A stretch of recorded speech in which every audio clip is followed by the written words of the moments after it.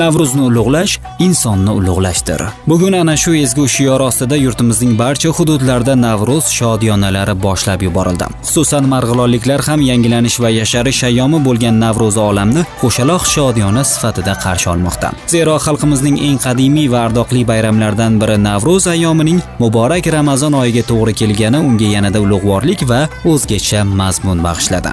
Mana yurtimizga biz intiqib tutgan mana Navro'z olam ham kirib keldi. Bu yilgi bayram har yilgidek ham juda yaxshi keldiki, mana qancha mana duolar bo'lyapti, mana keksalarimizni nuroniylarning duolari ijobat bo'lib mana yurtimizda keng ko'lamli ishlar olib borilyapti.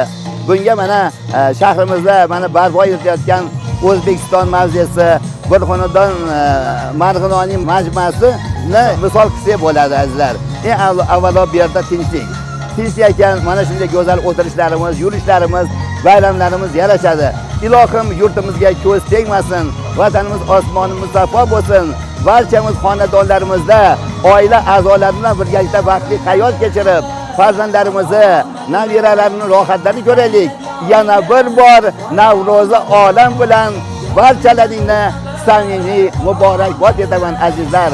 Marg'ilon shahridagi ijodkorlar bog'ida Navro'zni ulug'lash insonni ulug'lashdir shiori ostida tashkil etilgan bayram tadbirida shahar aholisi, yoshlar hamda nuroniylar faol ishtirok etdi. Bayram saylida milliy qadriyatlarimizni targ'ib qilishga alohida e'tibor qaratilib, milliy taomlar musobaqalari, varrak uchirish, rasmlar tanlovlari hamda sportchi yoshlarning ko'rgazmali chiqishlari keng jamoatchilik e'tiborini tortdi. Bugun yurtimizda juda katta shodiyona, sababi milliy bayramimiz Navro'z bayrami Ramazon hayit bayrami bilan qo'shaloq kelishi bizning xalqimizga yanada bayram shukuhi baxsh qildi.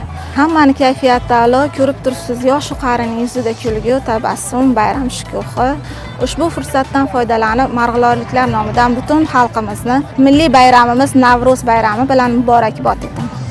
Tadbirning badiiy qismi avvalida shahar hokimi so'z olib, aholi va mehmonlarni bayram bilan samimiy muborakbod etdi. Shundan so'ng shahar madaniyat bo'limi xodimlari, kulgu teatrlari, ashula va raqs ansambllari, shuningdek, yosh va iste'dodli san'atkorlarning kuy-qo'shiqlari yig'ilganlarga namoyish etilib, konsert dasturi barchaga xush kayfiyat ulashdi. Eslatib o'tamiz, bahor bayrami bo'lgan Navro'z shodiyonalari Farg'ona viloyatining barcha hududlari va mahallalarida davom etmoqda. Muhammad Sidiq Usmonov, Abdurashid Mo'minov, Ruxsor News informatsion dasturi uchun maxsus.